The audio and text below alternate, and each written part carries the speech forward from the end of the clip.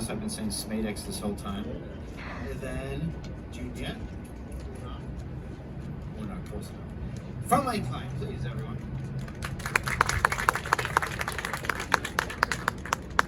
Okay, so the way this is going to work is I'm just going to quote-unquote lead the discussion. I'm just kind of the guy that's just setting up the stuff here. Okay, so basically what this is going to talk about, as you see up there, is paid and organic UA strategies for pre-install success. Before lunch, we're talking about getting users. After lunch, we'll talk about keeping them. See, get it, retain after lunch. Yay, it's so cute. And then, let's start off by, you already did your intros at the beginning, but if you could just say like what part of the pre-install funnel or whatever that you specialize in, then that'll help when we start going through the list. So, I guess we'll just start with you because you're next to me. Right, look at you. I guess what we do at Incline Gaming is a full cycle of UA approach where we focus on a blend of science and art. We are a data organization, but we prioritize creative over anything else, and that really allows us to think about a user journey from the very beginning of seeing an ad impression or visiting an app store page or a website, and taking the user all the way to the app itself, and then track the user from various type of events that we track through working with MMPs like AppsFlyer and Justin Java, and understand how we can best optimize such organic and paid UA efforts, looking into LTV modeling, retention, and some of the pain points in that journey of the user. So I guess that's what we do focus in a nutshell, but obviously we can go in a lot more detail. Yeah, we'll go to some detail. Two. Yeah, I'm the Smadex. We're an omni-channel performance DSP, so we work with advertisers and marketers that are looking to drive user acquisition by utilizing the data that we get from the limited amount of data now that we get from other advertisers, from our own first-party data, using that to go out and find new users that are going to drive not just low CPIs, but high LTV, high ROAS, whatever the KPI is that the marketer cares about. That's what we care about. I'm David Quinn from Gummicube, and like I mentioned before, we do App Store optimization for all stages of an app, whether it's pre-order to a soft launch to a full launch, from indie developers to enterprise. So pretty much the whole scope. I think in particular for apps when they're in the pre-optimization stage, it's setting up the right keywords. We have a platform that can track how your app ranks for keywords and what types of keywords to target, what the search volume looks like in the mobile app stores. Also external A/B testing tools. I know we talked about custom product pages, and I will be in a bit. Google Play Experiments has been around for like 6 years, right? Apple finally got it together to do that. But we sort of look to see what will work based on the testing results and testing iteratively to get a more more scientific approach about what types of icons should we use when we launch, so that you can kind of put your best foot forward, be indexed when you launch, that sort of thing. So as it pertains to pre-optimization, that's sort of what we focus on, kind of the testing for that, tracking our keywords. Awesome. Kehlani? Does anyone need the sunscreen? I did run and get it. Oh, you did? Now it's going to admit it. There we go. We got at least one. If you need it, just you know. Water as well. Water. Water. Anyone? All right, we'll bring up water for our speakers, and then we also have snack bars over there before we go to lunch. So let's start first. Let's talk about something that it's a pet peeve of mine, which is how many here believe that ASO is UA? Nobody?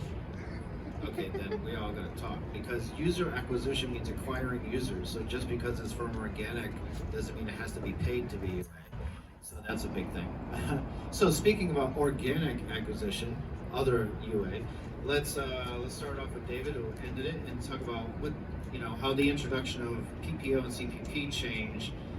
How did it change the way we look at user acquisition in the App Store and ASO in general? Yeah, so mentioned that been around a lot more recently than Google Play experiments. So going into it, a lot of the partners we work with, and myself included, were thinking it would be like Google Play experiments for the App Store, which is sort of true in a sense. You launch a test and it goes live at the same time. You can do it to 3 at a time. A lot of the same things show up there. But in reality, you can A/B test and it's valuable data, but it's not sort of an end-all, be-all that tells you everything about what's going on. So some of the caveats that we've seen from it, including only being able to launch one at a time, having to aggregate all the data from all the territories that you're doing, that's sort of a challenge. So it's definitely changed how we do things, because before we had to do sort of a pre versus post deployment look at how were you converting before, how are you converting now, but that can change, right? I mean, especially if you're running external paid user acquisition, if you turn off your Facebook and turn on your TikTok, suddenly you have a different audience coming in, so they're going to behave differently and convert differently, and it's a factor to consider, their seasonality. It's all the normal sort of challenges that go on with ASO, and that's nothing new. So it did give another data point into what we can look at to do something at the same time, similar to Google Play experiments. So I think it helped give more insights. I wouldn't say it replaces doing something like a pre versus post optimization for some of those caveats I mentioned, like if you want to understand how you convert in the US and Australia and Canada and UK, if you're doing various English-speaking territories, for example, you have to do them all at the same time with product page optimization tests, or you have to do them at different times back to back, which has some of those challenges like I mentioned before. So it's another data point, and then you can kind of prove it when you do deployment afterwards, which you know is new and isn't new. You always have to test and then see, validate that test, but it gives some additional insight into how this might perform before we go fully live, which is awesome. And then the custom product pages too. That was the product page optimization one, but custom product pages mainly for the Apple search ads. Back before Apple made this change, you had to change the order of the approved existing screenshots after Apple says, oh, these are good, go for it. But now you can make up to 35. I think Apple used MLB as their WWDC, sort of what they were showing off, like different teams. You can do different markets. This is awesome. So that part lets you do unique custom pages for the different audiences that you're targeting, whether it's from a campaign you're running or a specific ad group with search ads that you're looking to do, or regional or something like that. So that one is useful, and you don't have to move around your existing stuff, and you put it at the end and it looks kind of funny there. So we've been able to see some success with doing completely custom pages for clients we work with. Right. With the custom product pages, do you have any strategies that would cannot be employed by other people? Like, for example, what it appears to be is custom product pages are just reimagining in a different way of like website landing pages. So could someone take what they know about from digital marketing website landing pages, and how can they get a jump start on CPP without thinking they have to start from scratch? Yeah, I think all of the data that you get from what you've done before, just like any A/B test, is useful. So if you've tested something on the web and you're sort of driving users down the funnel to end up on what essentially is the final landing page, right? You can have a landing page, but if you're driving someone to download the app, you can't have a download button on your website. They have to go to your page, they have to see all the content on there. So if there is something that is working for that channel that you're running, then you can test it out on a custom product page and see how it converts, because the web behavior and the mobile behavior won't always be the same. But if you know someone's coming from the top of the funnel down to your landing page and have some information on that, then you can run it as a test to see how it does. So that information is useful, but you also have to think about the user behavior on the mobile app store and how they see the presentation of the screenshots, because even though it is like a custom landing page, having a banner up at the top, you kind of have to scroll past the screenshots to see all of them. I've seen a lot of people that we work with initially look at the full set of 10 screenshots, and they go over those, and then they go through their design team and talk about what they might look like as a full set of 10. but you really only see the first few of them, right? And so considering how people behave when they get to that page and what might drive conversion there is going to be different than what might drive them to convert, and the elements you can change on a website. And the links are not available yet to be sent from other campaigns, right? You can only do it through ASA directly to different links. Yeah.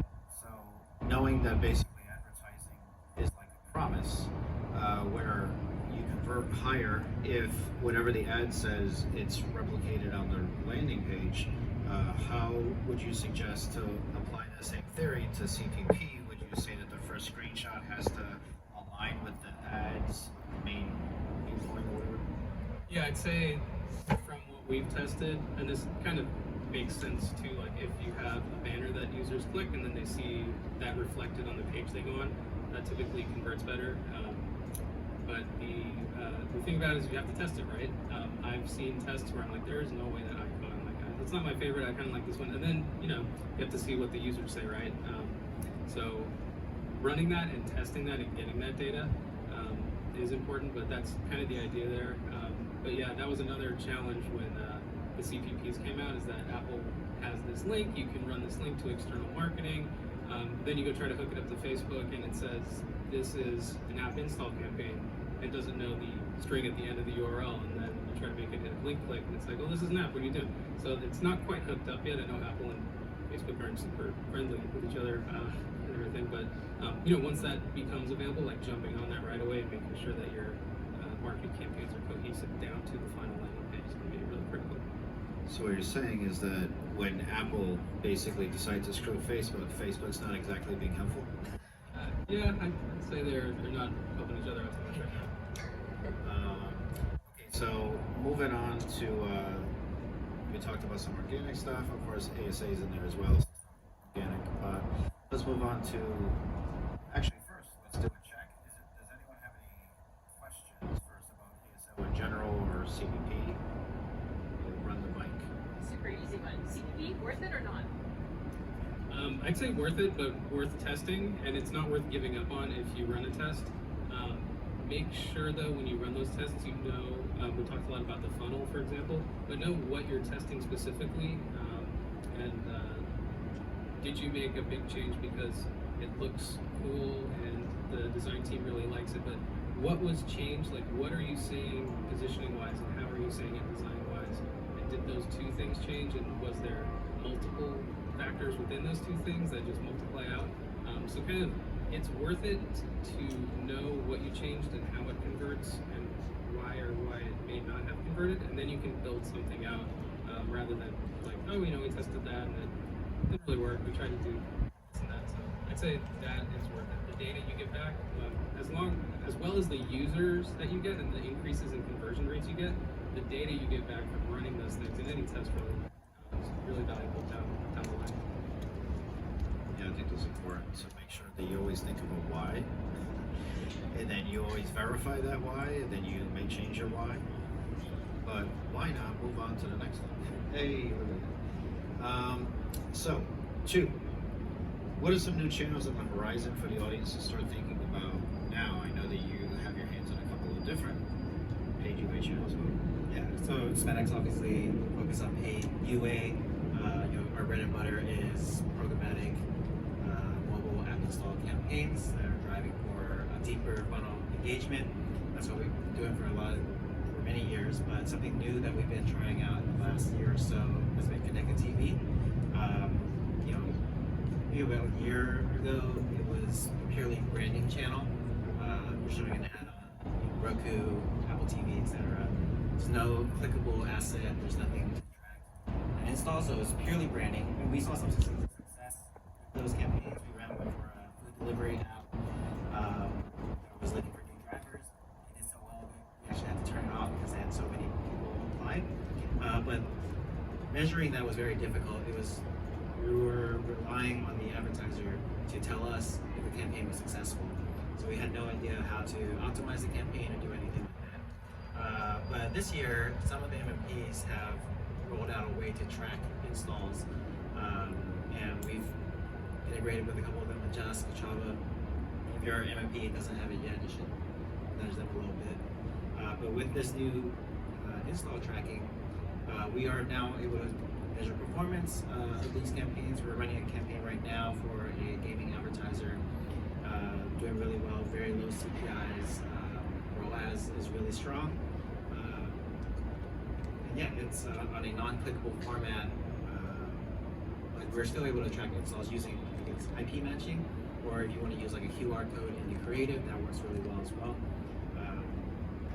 And yeah, it's a really exciting new channel. It's, I think, a market that's not really tapped yet by a lot of advertisers, so worth checking out, especially if you have like really strong creative.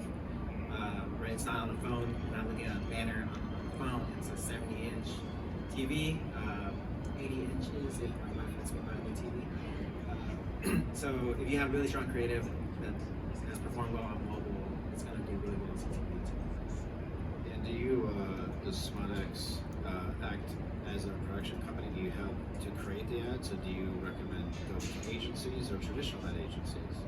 It's a different ad type of format. Yeah. So we can help if we have like the raw assets. Obviously, I can't draw for you. I'm a pretty good artist, but I don't know how to make videos. So it would be a good idea for you to have those creatives ready to go, either working with your own internal team or having an agency that you might work with. But it comes down to, it was mentioning, is testing, maybe testing. So you want to have a ton of different creatives ready to go. Test, placement of your QR code, where you want it on the screen, how long you want to have it on the screen, colors, etc. And a platform like Smadex can help you test like a ton of different creative. At the same time, whichever one performs better, the algorithm and our machine learning will show more of. And Right. A little word of advice. I actually came from the entertainment world before all this stuff. So I worked for Universal and another film company and did creative marketing.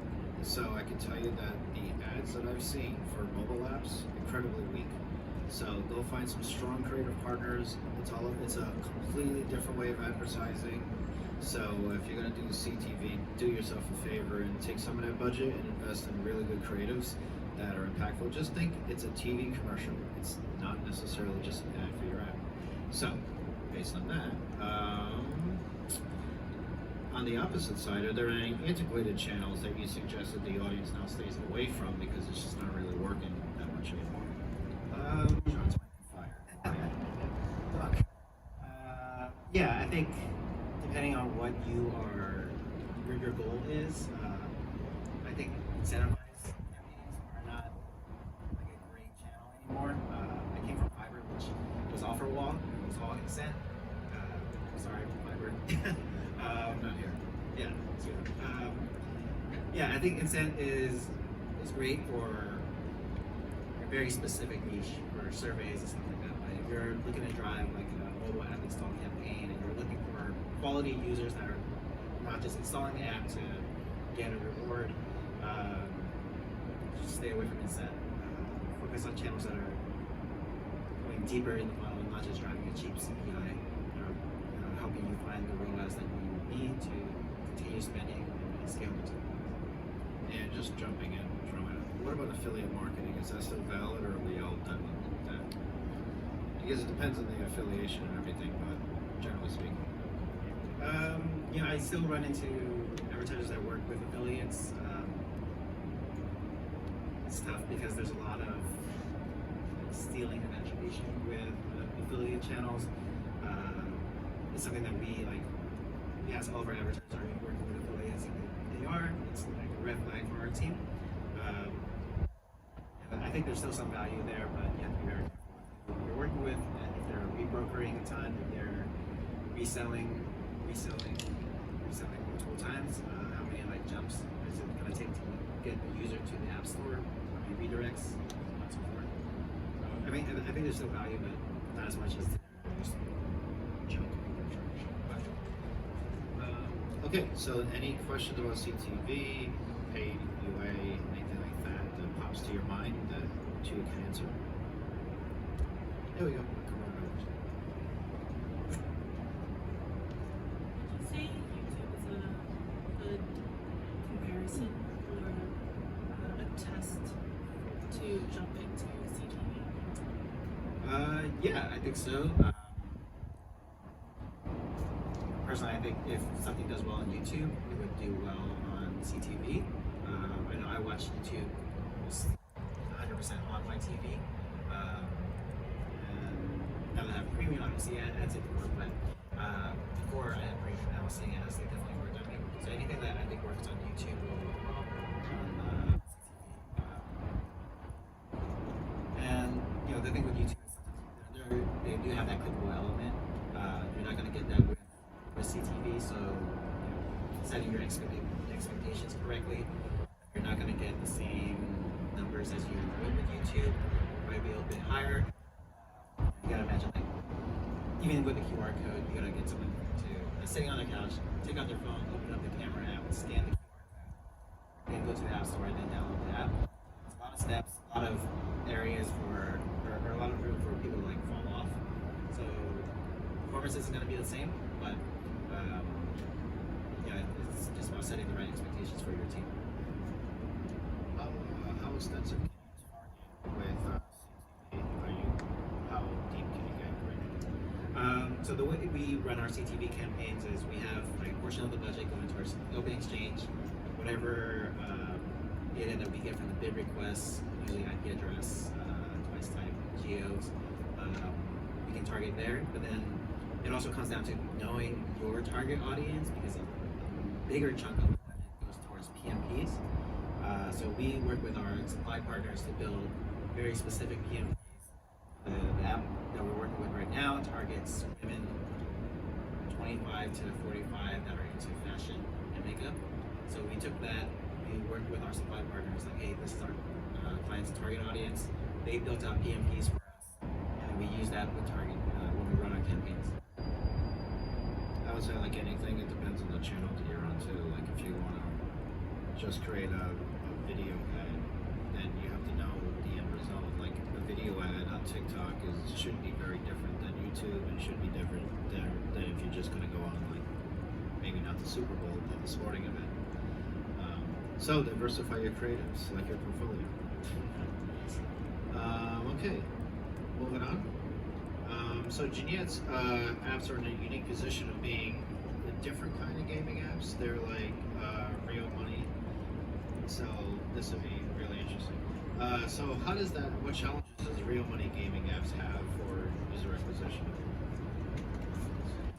Well, I guess for those who are not familiar, real money gaming is an emerging genre within the gaming space. It includes chance-based real money gaming apps and skill-based real money gaming apps. What skills is it? Chance-based real money gaming is where we really focus on. Those are the type of casino games, and plus upcoming sports betting apps in the market. This is a highly regulated market, and one of the challenges for us is to become compliant with all the regulations in this space. And there is no such federal laws that allows real money gaming across the US, and there is state level legislations which we need to be compliant with before launching any campaign on any UA channels, including Google, Facebook, and all others. I guess that's the first challenge. The second challenge is, besides targeting is really important in real money gaming, mainly because if we are helping a client to acquire players in Michigan, we want to make sure our campaigns only target Michigan players. But when we target a player which sits just literally on the border in between Michigan and another state, how do we make sure the targeting is precise enough that we are not violating any regulations? I think that's a challenge because it has never been the case in any gaming genre up until real money gaming has become a thing.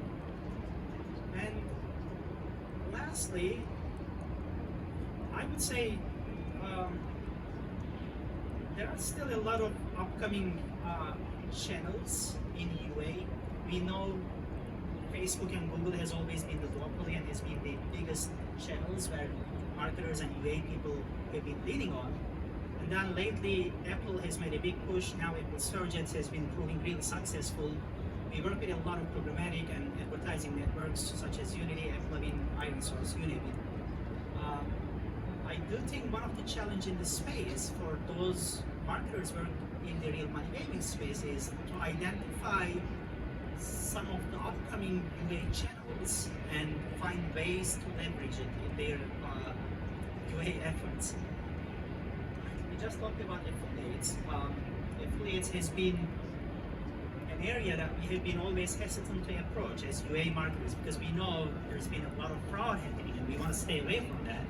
But we also know that real money gaming is a really lucrative space. Cost of acquisition is around $300, $400, and we see LTVs really proving to be higher than $800, and that really puts us in a position where we need to think about, do affiliates worth the effort, mainly because cost of acquisition is really high, but if you get to acquire a player, there is a value in it. So I do think one of the challenges in the real money gaming space is to be able to identify some upcoming UA channels and somehow find a way to make it work.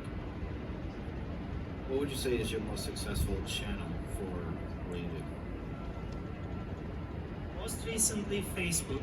We have done a big push from event optimization to AAA campaigns in Facebook. For those who are using the platform, now I can confidently say we are spending 90% of our UA budget on AAA campaigns, and we merge it with a lot of other efforts in the team, such as CPP.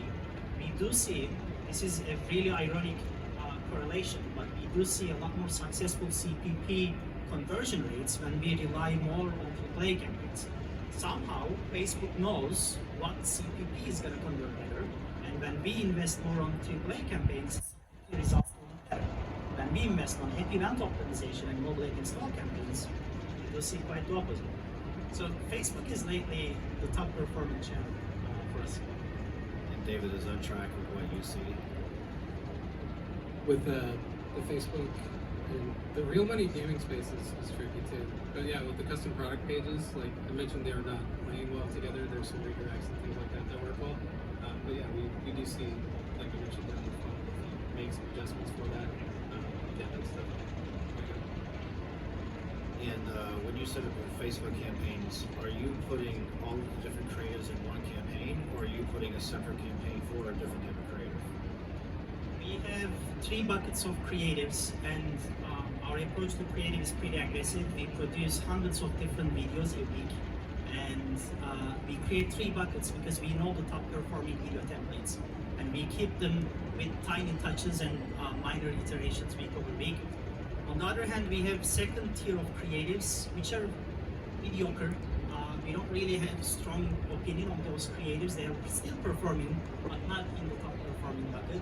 Never had anyone say they have mediocre creatives. And lastly, we have the underperforming creatives, which unfortunately do not pan out, and we keep rotating them with the new ones.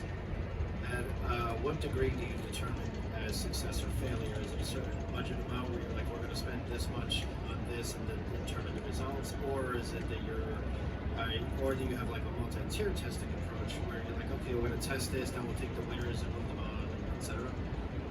It's funny because we just had this conversation yesterday with the creative lead in my team. We agreed upon a creative testing format which represents only 3 to 4% of our overall Facebook media spend budget. That ratio is really low, mainly because we have limitations in terms of understanding which creative is doing good, especially on iOS campaigns. And the decision that we have made, we are only relying upon Android mobile app install campaigns to understand if a creative is successful enough. And then if the creative passes that test, then we graduate the creative to an app event optimization campaign on Android and still keep testing in Android, because that's where we don't have any limitations of price changes, and we still are able to track on the creative level which creative is doing what. And then we graduate the creatives to the iOS side of the media buyer. So you're using like Google as like your control, so to speak. So next year. Yeah. Okay, any specific questions involving anything you heard here? We're going to dive in for a second and then start coming up with big buckets to discuss, but there was a lot of food for thought for organic, for testing, for creatives, for channels. Any immediate questions from this panel?